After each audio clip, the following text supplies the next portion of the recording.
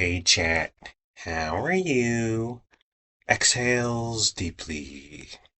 Does anyone know a bad electrician who charges sky high prices, who's also a novice, unlicensed, and unreliable, preferably in West Sacramento? Let me know down in the comments section. So, I remember sleepovers at my friend Sam Reed's house when we was in elementary school. His mom, Maggie Reed, would order us pizza. We would play Mike Tyson Punch Out all night. And then his dad would drink beer. And about 11 p.m., he would plug in his electric guitar and play it really loud. It would echo through the house. But we were isolated it. We were isolated it. We were isolated from it for the most part because we was in the garage. They didn't have a finished garage. It was far from it, but they didn't park in there, and they had a huge piece of carpet, probably a few huge pieces of carpet, so we could sit on it. We bring our sleeping bags in there. They had the Nintendo out there, the NES, so we could go nuts. We could go wild. We'd play Akari Warriors and Tecmo Bowl and Mike Tyson Punch Out until the wee hours. And it's a great strategy. It was a great strategy as a parent. Like, yeah, you guys can do whatever the hell you want out there, but we barely hear you. And and if you get dirty, if you want to make things a mess, it's the garage. Who cares? But Sam Reed's garage was where I almost suffocated once.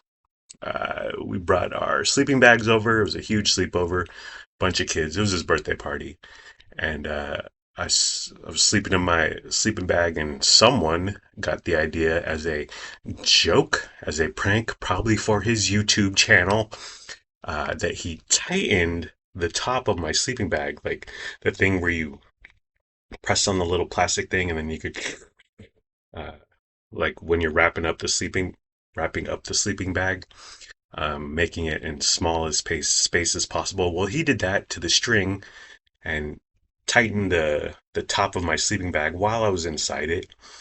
He pulled it over my head, fastened it really quickly, tightened it really quickly, and I woke up. I was sleeping. I woke up, and it got stuck, and so he couldn't untighten it. And a bunch of boys, a bunch of 11-year-old boys started trying to help, and everyone started freaking out, and I was inside because it was dark, and so I couldn't breathe, although I was probably being over dramatic, but I was like and I started crying. I began to cry, weep. I thought this was the end. Went to the dentist yesterday. Pro move: use chapstick when you go to the dentist. uh went Dr. Martin Chan, as Carolyn calls him. My man, Dr. Martin Chan, although we're married, so is that really yo man? Uh, Head up there and sit down. It's right on time. 11:30 appointment. My RDH, registered dental hygienist, Mayte, that's her name, Mate or Matey or Mate, I have no idea. But Mate sits me down, and they're playing Whitney Houston, I Want to Dance with Somebody, over the speakers. And it's to the part where Whitney goes, somebody who, somebody who loves me, yes. And Mate started singing along with it. I was like, all right, go girl. Rest in power, Whitney Houston, Texas. Brushed my teeth beforehand, but I didn't floss, nor did I scrape my tartar, because that's their job. That's what Delta Dental pays them $400 an hour to do, so who cares? But Carolyn made me brush my teeth before I went to the dentist. So she's scraping the zzz and the. She's getting rid of all my tartar sauce and plaque and gingivitis. But then I thought, well, where is this going? Yeah, they have the little slurpy, sucky thing constantly going, but it's got to miss some stuff. So where does all that tartar go? Where does the plaque go? Where does the gingivitis go? It goes in my mouth. and down my throat and back into my system. Is this what dentistry is in 2025 and 2026? He says, not wanting to date his podcast. They recommended a soft toothbrush. I've always liked the firm. I feel like it gets under there, it makes me bleed, it hits the gums really hard. It's like lifting. When you're weightlifting, you want to break down the muscles so they build back up even stronger. But they were like, soft, soft toothbrush. And we'll give you one. They gave me the swag bag with a toothbrush, soft toothbrush, and a little floss. And thanks. This is what my $800 an hour gets me, a toothbrush and a tiny thing of travel floss. They recommended a night guard, which they claimed they've recommended to me before. They were looking through the notes. Oh yeah, we told you to get a night guard. I'm like, oh really? But I I don't remember that. But I just bought one, $11, Dentech brand. I don't know. I imagine it's like a mouth guard for football. I played football. Okay, freshman football. Oh yeah, Rancho Bernardo High School, 1995. It was a good time. I never got on the field for during the actual game. Uh, third string, fourth string, bench former. Uh, but I remember the mouth guard. You put it in boiling water, and then you take it out of the boiling. You get it all soft and malleable. Put it in your mouth, and then bite down so it uh, makes it imprints of your teeth, and so it fits well. But I imagine that's what I'm gonna have to do with this night guard. I have no idea. My tie was for the most part good. I like her, but there were two instances of water splashing and streaming down my cheek slash neck, and she didn't dry it. And I was like, all right, well, thanks for that, Mate. Thanks for these two rivers of H2O going down my cheek and neck. She messed up my hair. I can't blame her. It's part of the job, I guess, but I just got a haircut yesterday and I styled it for Martin Chan, and now look at me. I feel it looks like I just woke up. And then, of course, chatting, yapping, Mate. So, what have you been up to? Working. Yeah, you can't get away from that. Oh, it's good conversation here. And then we talked about the weather. It's raining today. Is it going to rain this afternoon? Is it going to rain tomorrow? And I overheard, because it's a small dental office, and I overheard Martin in another area talking to another patient, customer, whatever. And they were talking about the weather, and I was like, oh, this is good stuff. And then when I finally saw Martin, he gave me a little exam. He comes over. How you been? Fine, Dr. Martin. I called him Dr. Martin. And then, yeah, the holidays are just around the corner. Yeah, they are. Yeah, they just come up on you. Yes, that's generally how time works, Martin. So I made some new window screens. Like a fighter coming out of retirement for a paycheck. Like a former Navy SEAL taking on one last mission to get vengeance. Like Danny Glover in Lethal Weapon. He was on the verge of retirement, but I think it still fits. I made some window screens. I hadn't made window screens for a few months, um, but Frankie Blue Nicholas, our terrified weirdo of the cat, he just mangles the window screens and he makes a little hole here, a little hole there, a little hole. And by the time it was just too much. It was eight, nine, 10 pieces of tape. I have this sort of duct tape kind of thing where it's supposed to match the window screen, but it looks like crap. But I made it was just I hated looking at it. It was so unsightly. It was just a visual, oh, disgusting. So finally, I made two new window screens. The other window screen had three pieces of tape, four. It didn't look too bad, but I was like, well, I'm making window screens. Might as well make another. And I made them. I got my whole technique down. They look okay. I don't have all the tools. I don't know what I'm doing, but I try my bestest.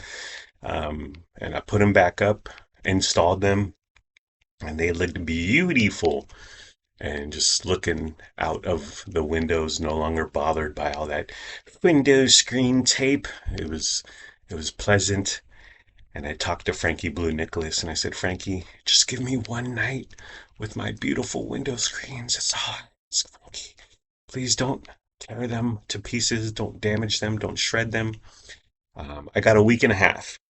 So he just, the other night, no one was paying attention or no one was watching him. And he made a little hole about inch and a half big. And I thought, well, I'll just let this be. I could put tape on it, but it's just, again, it's visually unappealing.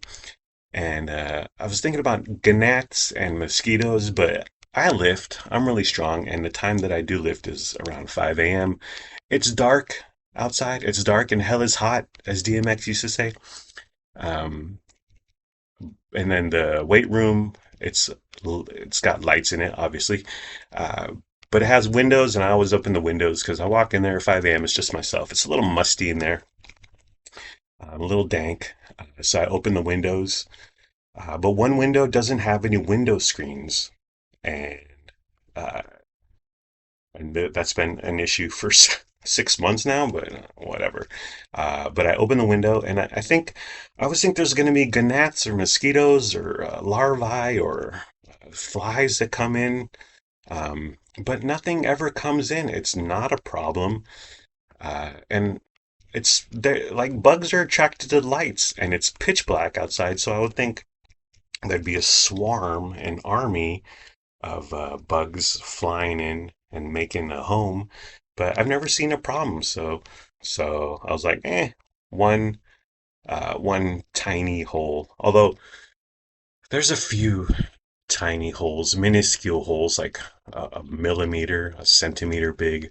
But this one is, yeah, bigger. But it's fine. I think I had to do my registration for the DMV. I had to get a smog check this year. Call around. Smog checks are $75 now. My last one was 50-ish, maybe 60. I can't remember. A few years ago, but $75, and I was like, oh, okay. So I went to this place on West Capitol Avenue. They specialize in smog checks. He's like $75, and I was like, uh, but whatever. And I'm like, how long will it take? He's like, 5 to 10 minutes. Okay. It took less than 5 minutes. Like, what the heck? These profit margins, 5 minutes of labor for $75. Nice profit margin if you can get it. I mean, I realize Mark Cuban and Mr. Wonderful and Barbara Corcoran are on Shark Tank all the time, but how about opening a few smog check stations? It takes less than 5 minutes. You could do 12 an hour. You're making bank, yo. It's all a scam. It's all a racket. And then, of course, you're like, oh, send your information over to the DMV and then just pay this DMV fee, $170 for a tiny little sticker.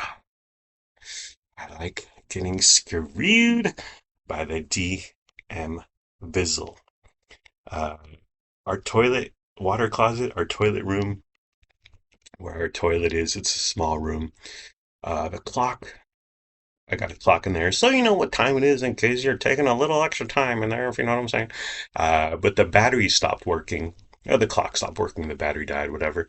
And Carolyn was like, "Oh yeah, the clock in the toilet room um, is no longer functioning." And I was like, "Okay." Made a mental note. Forgot mental note.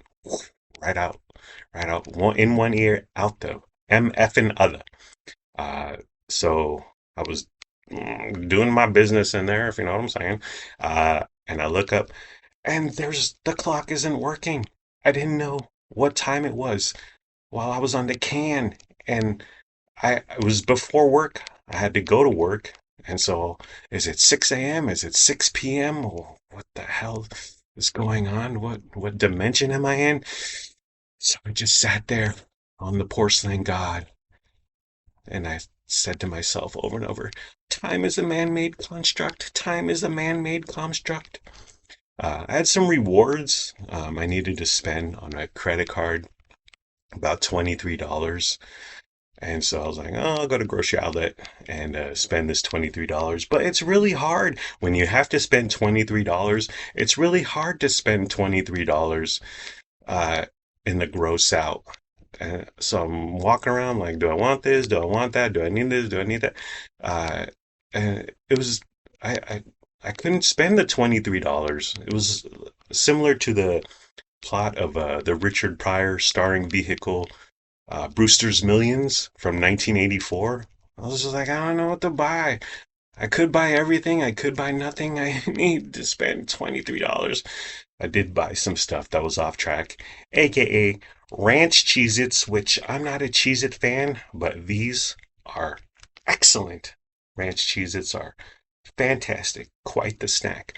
Okay, I think I'm done. Take care. Brush your hair. Peace out. I'm outie 5000 G Money. Gotta go late. See ya.